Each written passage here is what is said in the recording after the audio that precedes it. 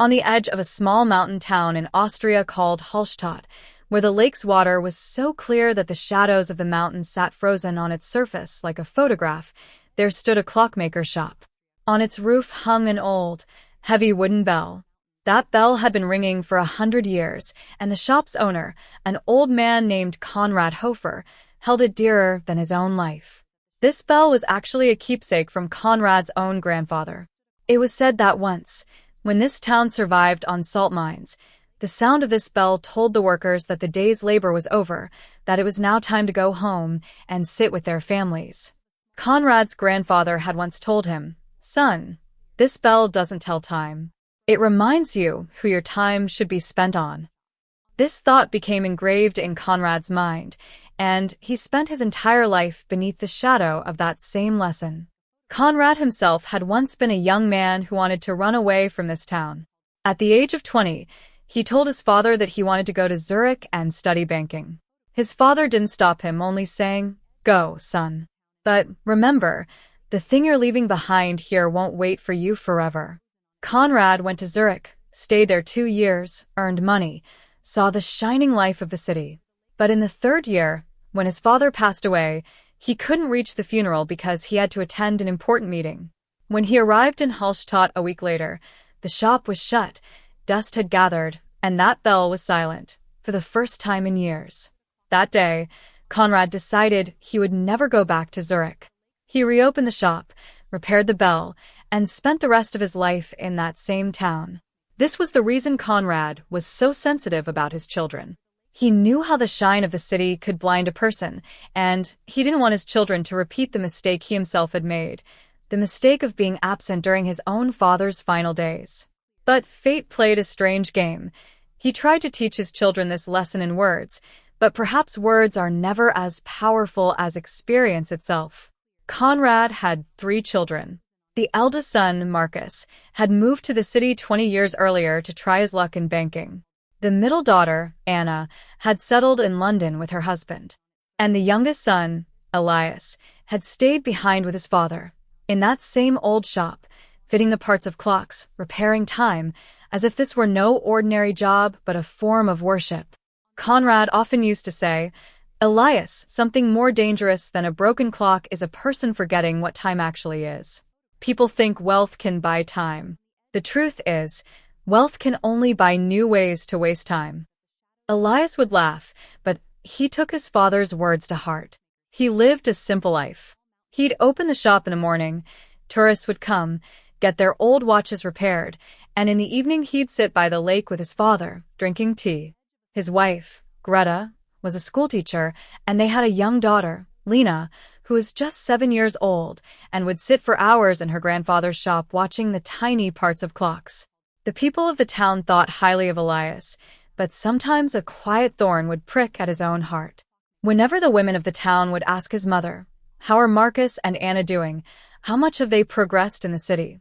a certain glow would come into his mother's eyes, a glow of pride. But when someone asked, "And Elias?" the answer would only be, "Oh, he's fine, running the shop with his father." As if it were nothing special. Elias never voiced this complaint out loud, but at night, once Greta had fallen asleep, he would sometimes look out the shop window at the lake and wonder whether living a simple life truly was some kind of weakness. An old friend of his, a man named Baron who ran the town's bakery, would sometimes console him. "Elias," he said one evening, "you know, the people who go to the city think they've gotten ahead. But in reality, they're only running. And you are walking. The one who runs tires first." Elias would smile, but he was never fully satisfied. Perhaps in a person's heart, no matter how simple and content they may be, there remains somewhere a desire to be valued, in words, openly. Marcus, who was in the city, would make a brief phone call every year at Christmas and would sometimes send money to help Dad, as if it were some kind of favor. He never had enough time. In Vienna, Marcus's life was glamorous, but empty inside. He was a senior manager at a large bank, went to the office at 6 in the morning, came home at 10 at night. His wife, Sophie, often complained that even at home he was always looking at emails on his phone. They had 2 children, who perhaps saw their father fully awake only 2 or 3 times a week. Marcus often told himself that all of this was for his family's future, but deep down he knew the real reason was something else. He always wanted to prove to his father that he had left behind a small town's clockmaker shop and built something much bigger. Every promotion, every bonus, every new car was somehow tied to a desire to show Conrad, a certificate that Conrad had never once asked for. Once on the phone, he had said, "Dad, close that shop. It doesn't turn a profit anymore. I'll get you an apartment in Vienna. Live in peace."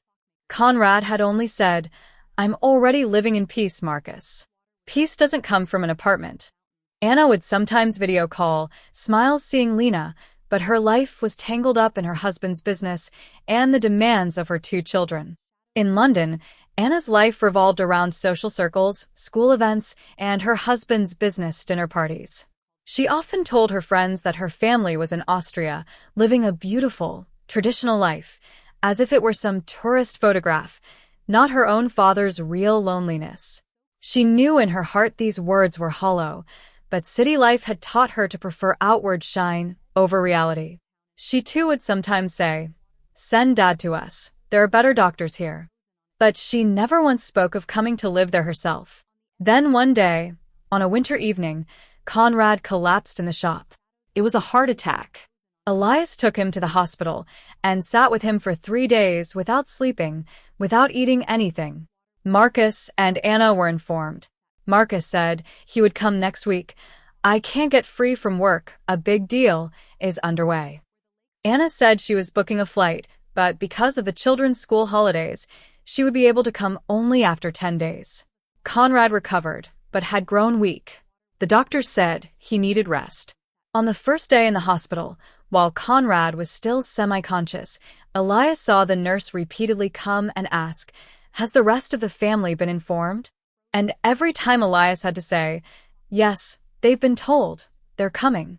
But in his heart, he knew these were only words. On the third day, when Marcus sent only a brief text message, "How's Dad?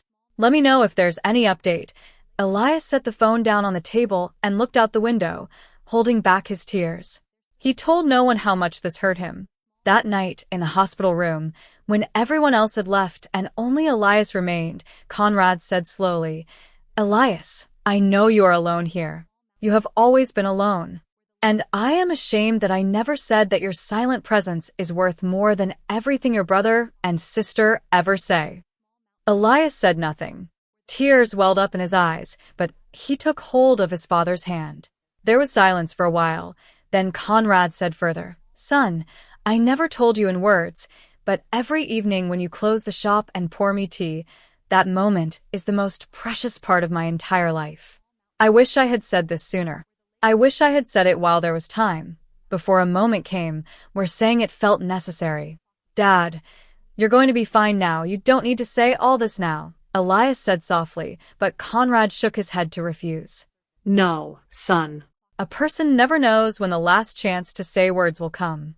That's why I'm saying it today." A few weeks later, once Conrad had improved somewhat, a lawyer's letter arrived. Conrad had quietly begun changing his will right after returning from the hospital.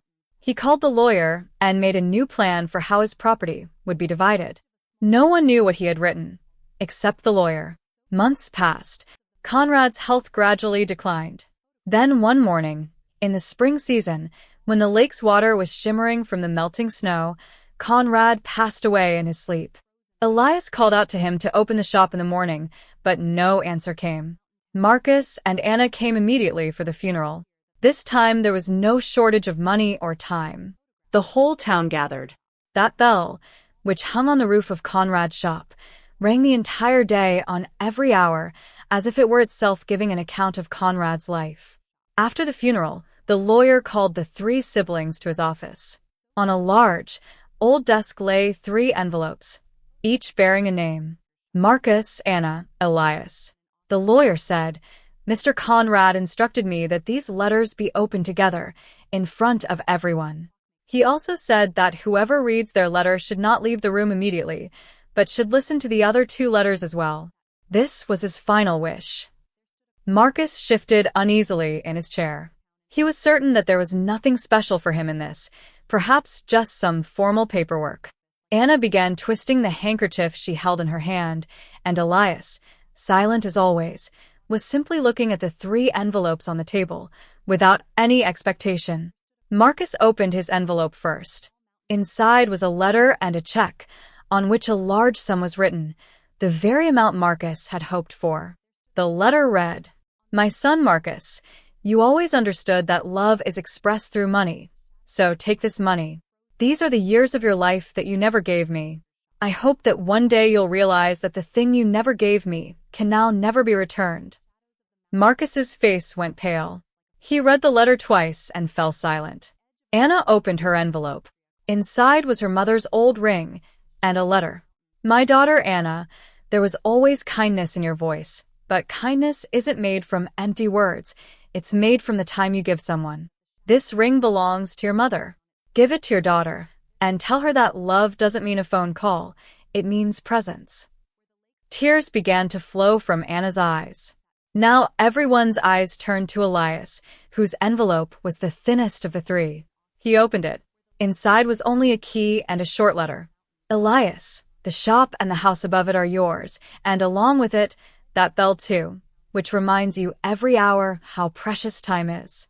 This is no great gift, because you had already received the greatest wealth of all, the wealth I gave you every day, every evening, with a cup of tea by the lake. What the other 2 received is the price of what they lost. You lost nothing at all." Silence fell over the room. Marcus said quietly, "Dad weighed us in money." The lawyer answered gently, "No, Mr. Hofer. Your father gave you exactly what you yourself asked for, your whole life. And what he wanted to remind you of is what you lost."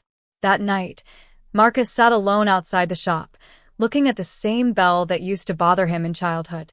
He remembered that once, at the age of 12, he had told his father to take the bell down because it disturbed his sleep at night. Conrad had laughed and said, "Son, whatever bell disturbs your sleep is the same one that keeps you awake. That's the whole difference in life." Late that night, Marcus sat in his room reading his father's letter over and over. He thought that if this letter had arrived 10 years earlier, he would perhaps have torn it apart in anger, called his father selfish, thought he was being punished. But today, after his father's death, that letter felt like a mirror in which he saw his true form for the first time. He thought about his own children, who were still young. Would they too one day write him a letter like this? Would his son, who is now 9 years old, grow up and say, "Dad was never on time"? This thought made Marcus shudder. That night he decided that no matter what happened, he would change the direction of his life. Not for his father, because it was too late now, but for his children, while there was still time. Marcus did not return to Vienna the next day. He called his company and asked for 2 weeks' leave. His wife was surprised, but he told her nothing except, "I need some time." He went to Elias at the shop. Elias was surprised to see him. Marcus said, "Teach me how to repair clocks. I don't know anything, but I want to learn." Elias first thought this was a temporary emotional reaction, but Marcus kept coming every day. On the first day his hands trembled, one small part fell and broke. Elias said nothing, just took out a new part and started again. 2 weeks passed, then a month. Marcus decided to stay away from his company. He rented a small room in Hallstatt. His wife and children were in the city, but they began coming on weekends. The people of the town were astonished. Baron, Elias's old friend who ran the bakery, came into the shop one day and laughed at seeing Marcus working. "Look at this, Vienna's banker is cleaning clock parts." Marcus, without getting angry, replied, "Baron, honestly, this work is harder than any of my meetings. There are only numbers. Here, every part wants its own place, just like human beings." Baron nodded, smiled, and left the shop without saying anything more. But the next morning came back carrying a basket of fresh bread. "For the shop," he said, and embraced Elias. One day, while working in the shop, Marcus looked at the parts of that same old bell that had come down from his grandfather's time. He asked, "Elias, how does this bell work, all these years, without stopping?" Elias smiled and answered, because someone or another always took care of it, brother. Things don't run on their own. They need someone to run them. One evening, sitting by the lake, Marcus said to Elias, "You know, I always thought Dad was disappointed in me because I didn't take over the shop, because I went to the city. But now I understand. He wasn't disappointed about where I went, but about the fact that I never made time to come back." Elias smiled and replied, "Dad often used to say, distance never breaks a relationship, silence does." Marcus nodded. That night, he called Anna. They had a long conversation, for the first time, without any hurry. Anna also soon made a trip to Hallstatt, this time for no particular reason, just to meet everyone. Her husband, Richard, expressed surprise at first. "You've never said you'd go somewhere so suddenly before," he said. Anna replied, "Richard, for the past 10 years I have kept account of everything, the children's school, your meetings, the party schedules. This time I am doing something for my father, without any accounting." Richard wanted to say something, but there was a firmness in Anna's eyes that he had never seen before, and he fell silent. Arriving in Hallstatt, Anna spent those few days near her father's grave, by the lake, and in the shop. One evening she asked Elias, "Did you never feel jealous of us, of me, that we were living glamorous lives in the cities while you were here?" Elias thought for a while, then answered honestly, "I did, Anna. Sometimes I did. Especially when people would ask how are Marcus and Anna, and my name would come last, lightly, as if it were some extra remark. But then I would look at Dad, his face, when he held his cup of tea and looked at the lake, and I would understand that I held something that the two of you had missed out on." Tears came to Anna's eyes. "I want to come back, Elias. Not forever, but more often. Not once every 3 months, every month." She called her husband and said that starting next year, she would bring the children to Hallstatt every summer vacation, no matter how busy the business became. Richard hesitated at first, but when Anna told him the whole story, the letter from the will, and her father's final words, he fell silent and finally said, "All right, let's go every summer." She gave her daughter her mother's ring, on the same lakeshore where Conrad used to sit every evening. She told her daughter, "This ring is not just a piece of gold. It is a promise that we will make time for our loved ones, no matter how busy the world becomes." The years passed. Marcus left his city job and started a small business in Hallstatt itself, of local handicrafts for tourists. He brought his wife and children to live there too. Anna began coming several times a year, sometimes staying for months. The house came alive again, as if Conrad's death had brought the scattered family back together. Lena, who was now 12 years old, learned to repair clocks with Uncle Marcus in her grandfather's shop. One day she asked, "Uncle, why did Grandpa give you money and give Dad the shop?" Marcus thought for a while, then answered, "Because your grandfather knew that your father had already received everything, time, love, and companionship. And I, your aunt too, needed to learn what real wealth actually is. They didn't give us money, they gave us a lesson." Lena asked thoughtfully, "Did that lesson work?"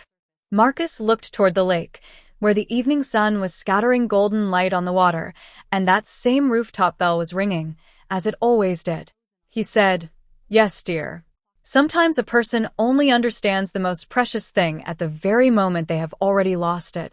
And sometimes, if fortune is kind, one gets one last chance to rebuild that thing." From that day on, every year on Conrad's death anniversary, the 3 siblings would sit together by the lake, listen to that same bell, and remind each other that the real inheritance is not money or property, but the time we give our loved ones, and the love we show through our presence rather than our words.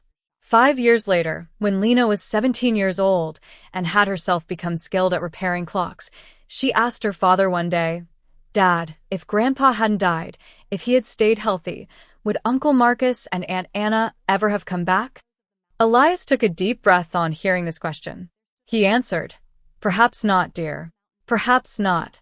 Sometimes a person only stops to look at which direction their life is heading when they receive a shock. It is a matter of regret that we need the fear of losing our loved ones in order to truly value them. But it is also true that it is never too late, as long as a person is alive and has the courage to change." Lena said thoughtfully, So Grandpa's death wasn't in vain. Elias smiled and answered, "No, dear. His death did what 100 letters in his lifetime could never have done. It brought us close to one another." Today, too, every summer, Anna comes with her children, and Marcus runs his small handicraft shop on the same street where once only Conrad's clock shop stood. The children of all three siblings now play together, the same lake, the same mountains, the same bell, carrying the same lesson from one generation to the next. The lesson of the story was that a family that runs only on phone calls and gifts always remains incomplete, and a family that runs on time and presence is the one that is truly rich. Even in dying, Conrad Hofer taught his children this lesson, that love can never be weighed in money, and time, once passed, cannot be brought back by any clockmaker, except that a person may rearrange the clock of their own life anew. And in that same small mountain town, that old bell still rings every hour to this day, scattering the waves of its sound over the clear water of the lake, reminding every passerby that time never stops, but a person, if they wish, can learn to walk alongside it, rather than being left behind by it. It is said that, even today, tourists who pass through that street in Hallstatt and see the old bell on the shop's roof stop and ask, "What is the story behind this bell?" And someone sitting in the shop, sometimes Marcus, sometimes Elias, sometimes Lena herself, now grown and running the shop, tells the same tale of a clockmaker who, at the time of his death, gave his children not money but a lesson. And those who hear the story often fall silent for a while, thinking about their own families, about those relationships which they have confined for years to only phone calls and holiday messages. Perhaps this is the greatest lesson of this story. Love does not need to be proven through grand words, expensive gifts, or magnificent promises. It only needs consistency, presence, and attention. A father who drinks tea with his son every evening is richer than a father who sends an expensive gift once a year to atone for his absence. And whoever learns this lesson early in life is the fortunate one, because Conrad Hofer's children had to wait for their father's death to learn this lesson, and the time they wasted before that can never come back, no matter how much love they now share with one another. This is the greatest lesson of time, and this is the same lesson that the old wooden bell continues to tell the whole world every hour, without tiring, without stopping.